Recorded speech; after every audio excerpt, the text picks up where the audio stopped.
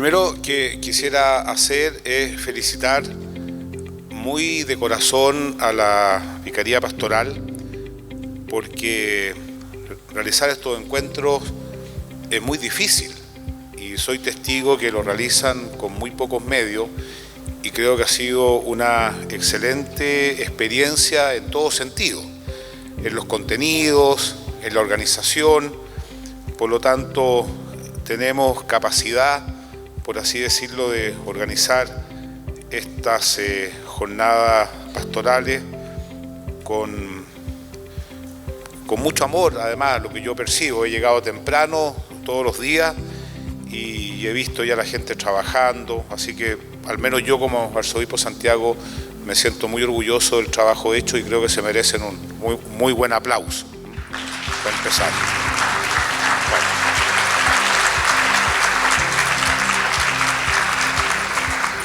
Cuando uno está en este tipo de reuniones, uno se siente muy en casa, tenemos lenguajes comunes, experiencias comunes, y yo quisiera contarle lo siguiente.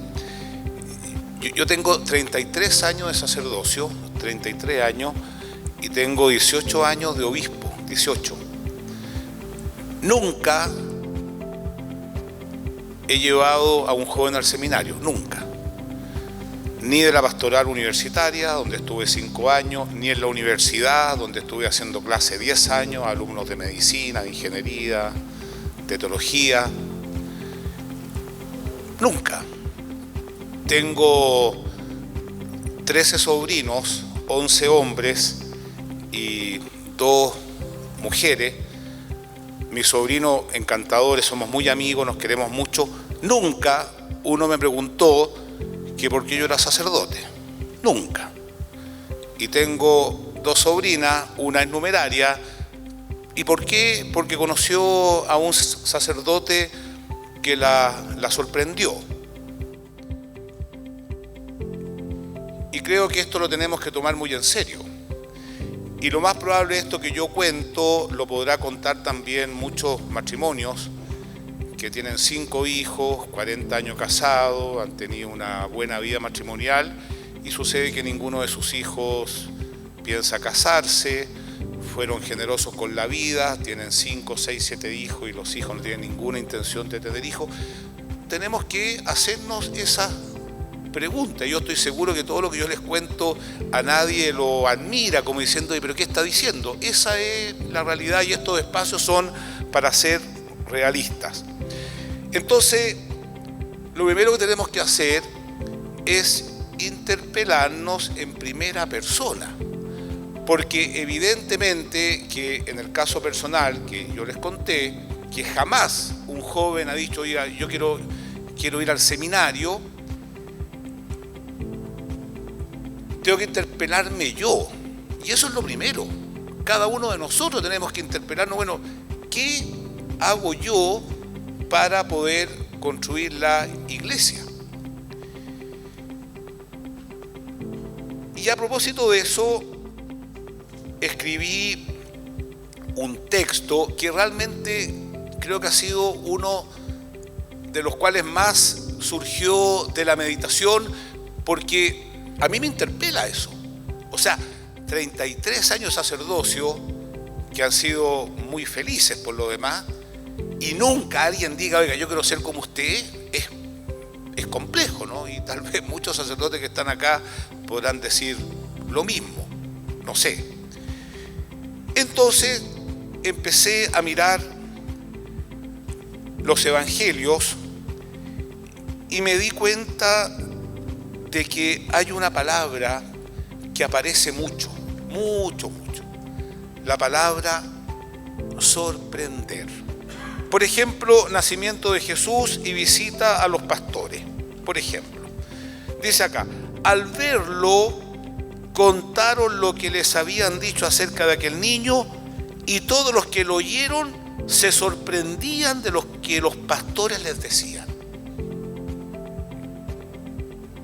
¿Sorprendemos a las personas por lo que decimos? ¿Sorprendemos a las personas por lo que hacemos? Es una pregunta esa, una pregunta. Después aquí está Jesús de Nazaret, que entra a la sinagoga el día sábado, se levantó para hacer la lectura. El Espíritu del Señor está sobre mí, me ha ungido, enrolló el volumen, lo devolvió y se sentó en la sinagoga. Todos los que estaban fijos en él, comenzó pues a decirles: esta escritura que acabáis de oír se ha cumplido hoy. Y todos daban testimonio de él y estaban sorprendidos de las palabras llenas de gracia que salían de su boca.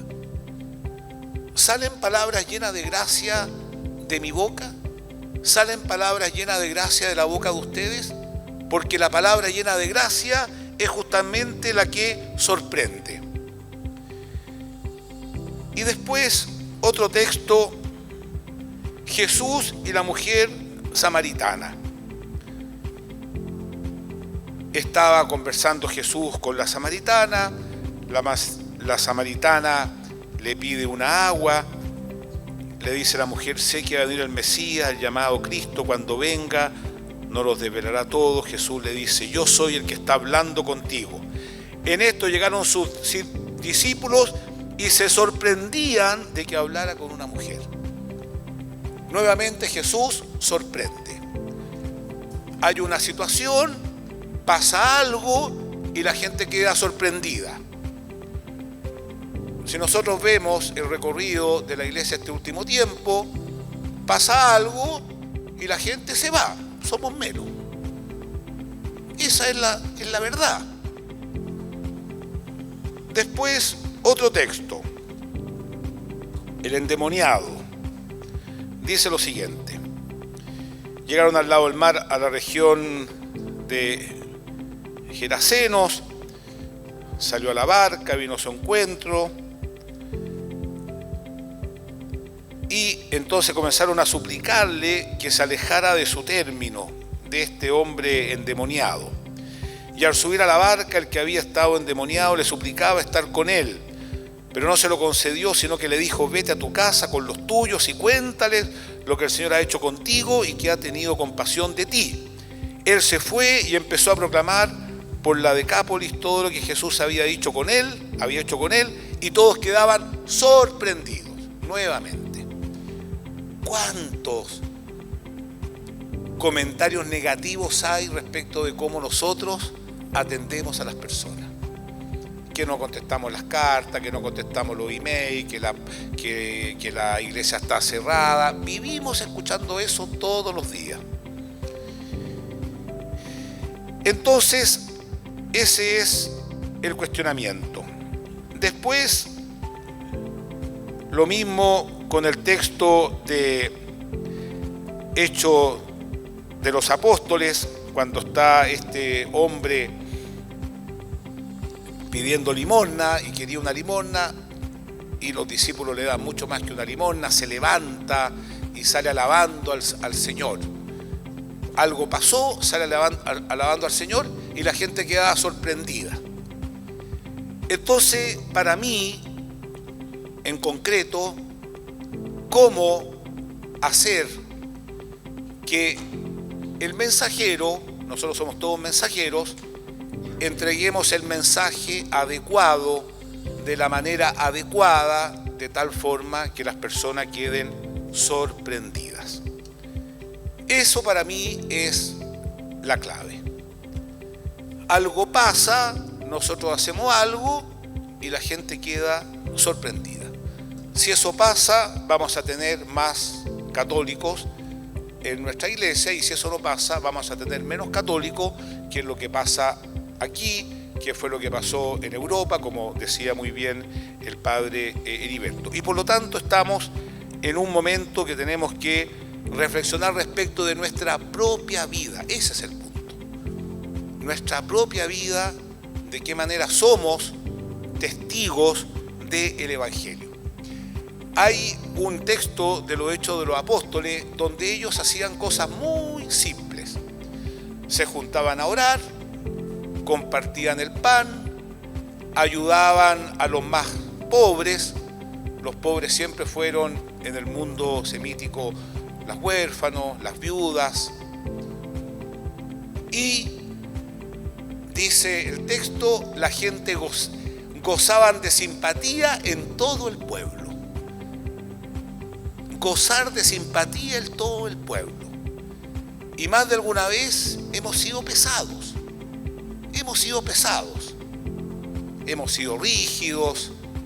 Hemos sido burócratas. Le hemos complicado la vida a la gente, como decía muy bien el padre Samuel. Y las personas no están dispuestas a tolerar eso. Por lo tanto, tenemos que repensar nuestra propia actitud, de tal manera que las personas, con lo que digamos, con lo que hablemos, queden sorprendidas. Pienso que ese es un elemento fundamental. Pero no vamos a sorprender a nadie si nosotros no nos sorprendemos de Jesús. ¿Cómo vamos a sorprender si nosotros no estamos sorprendidos? Y es muy fácil ser un burócrata de la fe. Es muy fácil ser un burócrata de la fe. Y ahí tenemos que crecer juntos.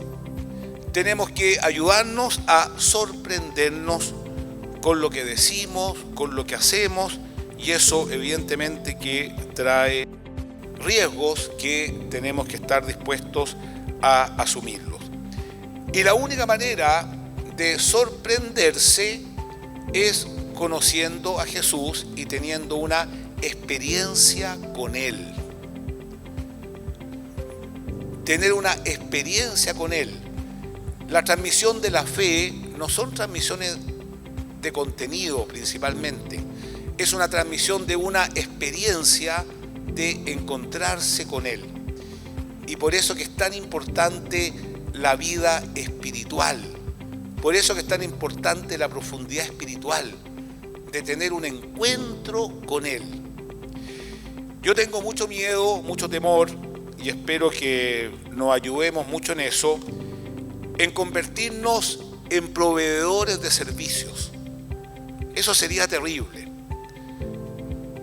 Los colegios católicos, las personas los valoran muchísimo, muchísimo. Proveedores de servicios educacionales. Sin embargo, vemos que cuesta transmitir la fe, vemos que muchas personas salen incluso desilusionadas de los propios colegios. Lo mismo la universidad, lo mismo las obras sociales, proveedora de servicios de caridad. Pero la verdad que eso no es lo nuestro. Proveedores de misa, como decías muy bien tú, para funerales, para matrimonios, etc. Pero nosotros no somos eso, somos testigos de haber tenido un encuentro personal con Jesucristo nuestro Señor. Y si eso no pasa, se nos va a notar al tiro que vamos a ser unos burócratas, empezando por mí, porque creo que en estos momentos es muy importante la autenticidad de mirar la propia viga en el ojo y partir sincerando algo que para mí es un dolor muy grande.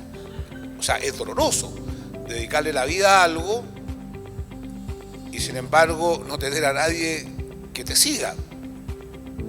Y creo que esa experiencia a mí me sirve para repensar, estar siempre pensando cómo poder llegar a las personas. Creo que hoy día, en el momento que estamos viviendo, el contexto cultural, lejos, pero lejos, no hay mensaje más importante que el mensaje del Evangelio. No existe. Estamos cada vez más complicados, por así decirlo, los mensajeros, pero por otro lado el mensaje adquiere cada vez más fuerza. Y créanme que por lejos el mejor servicio que le podemos hacer a la sociedad es hablar de Jesucristo, que las personas conozcan a Jesucristo, que crean en Jesucristo, que se enamoren de Jesucristo a través de la experiencia de la Iglesia como sacramento de Jesucristo. Y para eso es tremendamente importante, y algo decía el padre Heriberto, que tengamos vida fraterna. Es fundamental. El Papa en Evangelio Gaudium, en el número 100, le dedica un número a eso. Y al final dice, bueno, si seguimos así con tantas divisiones, con tantos dime, con tantos diretes, etcétera, ¿a quién vamos a entusiasmar? A nadie, a nadie.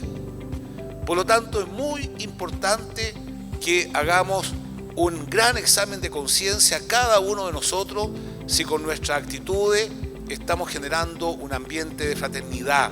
Eso no significa que tenemos que estar de acuerdo en todo. Y si hay alguien que le ha dedicado tiempo a dialogar sobre temas complejos, he sido yo, pero lo que no se toca es el modo, la fraternidad. Esa la tenemos que cuidar mucho. Y en tercer lugar, creo que tenemos que volver a una experiencia más prístina, más sencilla, más transparente de la solidaridad. La fe y las obras van juntas. No se puede decir que creemos en Jesucristo, que seguimos a Jesucristo si no hacemos nada por los demás, pero no podemos pasar en planes, largos proyectos, etcétera, cuando el pan se necesita ahora, el vaso de agua se necesita ahora, y creo que tenemos que ser mucho más libres en emprender este tipo de iniciativa donde se nos note realmente que nuestra fe se manifiesta al final en obras y en obras concretas. Y para eso también nos tenemos que ayudar. En resumen, quiero volver a agradecer a la Vicaría de Pastoral por el inmenso esfuerzo que ha hecho,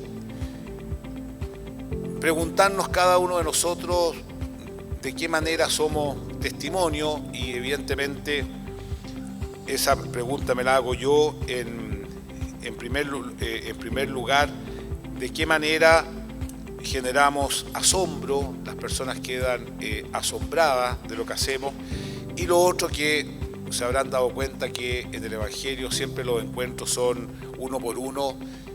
Yo no solamente no creo, sino que le tengo desconfianza a hacer de la evangelización propaganda, ¿no? O también estrategias de marketing. El asunto es mucho más profundo, mucho más profundo. Es un encuentro personal, sentirse absolutamente tocado con eso, por supuesto usando las nuevas tecnologías sin lugar a dudas. Y después, si queremos sorprender, esa es la tarea, porque somos discípulos de Jesucristo a través del bautismo, tenemos que preguntarnos si nosotros hemos sido tocados por Él, si nosotros estamos sorprendidos y queremos transmitir esa buena noticia. Por último, pienso que si logramos tener mayor profundidad espiritual, como decía, para quedarse sorprendido, si logramos generar un ambiente de fraternidad entre nosotros, muy importante, y si logramos tener un espíritu solidario, vamos a lograr tres cosas que me parecen básicas. En primer lugar, un proyecto común. Hoy día la tentación es a privatizarse. Esa es la tentación que tenemos todos, privatizarse. Y pensar que el proyecto común es la suma de proyectos individuales. Eso no es así. El proyecto es uno, evangelizar. Tenemos líneas pastorales, el Papa tiene líneas pastorales que las tenemos que mirar con atención. Ahí están. La conferencia episcopal, hay líneas pastorales. Si no tenemos ese proyecto común para sacar nuestros carismas, difícilmente se nos va a ver como una iglesia, que es una comunidad. En segundo lugar, tenemos que pensar en nuevos métodos, como decía Juan Pablo II, nuevos métodos, nuevo ardor, nuevos métodos y nuevas expresiones para llegar al Evangelio. Por ejemplo, hay un grupo de personas católicas que piensan que hace mucho más sentido invitar a consumir silencio que hacer un retiro. Está bien, veamos lo que pasa. Está bien, veamos lo que pasa. La gente tal vez entienda mucho más el concepto de silencio que el silencio retiro. Tenemos que buscar nuevas expresiones, tenemos que ser osados y también tenemos derecho a equivocarnos. Eso es muy importante, tenemos derecho a equivocarnos. Lo que no tenemos derecho es paralizarnos porque el mundo aparentemente se nos viene encima y no hacen nada. No, tenemos derecho a equivocarnos. Y emprendamos acciones concretas, como decía muy bien el padre Ernesto Palafox, de expresiones concretas, locales, que después la podamos evaluar y no tengamos miedo, porque siempre el Señor se va a encargar de pasar algo. Me acuerdo en Concepción, no quiero ser autorreferente, pero como habían tantas motos en Concepción, hicimos una bendición de motos. Se llenó de motoqueros, se llenó. Gente que jamás había ido a misa, pero tenía un sentimiento cristiano, católico, de que su moto podía ser bendecida. Tenemos que buscar nuevos métodos, nuevas expresiones, pero para eso se requiere nuevo ardor. Y lo otro, que tenemos que ayudarnos a comunicar las buenas experiencias. Tenemos que ayudarnos a comunicar las buenas experiencias. Creo que ahí hay un camino que tenemos que recorrer y por supuesto que el arzobispado tiene una gran responsabilidad. En definitiva, se cumple el Evangelio, que tenemos un tesoro en vasijas de barro. Como se dan cuenta, no hay nada nuevo bajo el sol. Un gran tesoro en vasija de barro, pero es un tesoro sin el cual la vida de cada uno de nosotros no tendría ningún sentido. Y creo que por eso estamos aquí, con nuestras propias debilidades, pero aquí estamos porque creemos que el Señor va a hacer algo positivo por nosotros. Me encomiendo, porque tal vez la misión más importante del arzobispo es rezar por el pueblo de Dios. Tengan mucha confianza que es parte muy importante del ministerio, no solamente mío, sino que de mis hermanos sacerdotes que me acompañan acá, y que aprovecho de agradecer el inmenso trabajo que realizan en medio de muchas dificultades, pero ahí están presentes. Para mí ha sido muy hermoso, la verdad, ir a las parroquias, muy hermoso ir a las capillas. Tenemos un ambiente católico en las parroquias que tenemos que cuidar mucho, pero siempre tenemos que pensar en aquellos que están lejos, que se han alejado, en un contexto de sociedad que no transmite la fe por osmosis cultural. Hace algunos años atrás, muchos de los que estamos aquí teníamos programas de televisión, nos sacaron a todos de los programas de televisión, del Canal 13, del Mega. Sí, es verdad nomás, es verdad. Tampoco se transmite por la familia. Hoy día la familia no es una transmisora de fe, por lo tanto la parroquia, los colegios, la universidad son lugares muy importantes de transmitir ese tesoro. Así que también aprovecho de agradecer a los sacerdotes que están aquí presentes, los diáconos, las religiosas, los laicos, por el inmenso trabajo que hacen para anunciar a la gran perla, al tesoro de los tesoros, que es Jesucristo nuestro Señor. Muchas gracias.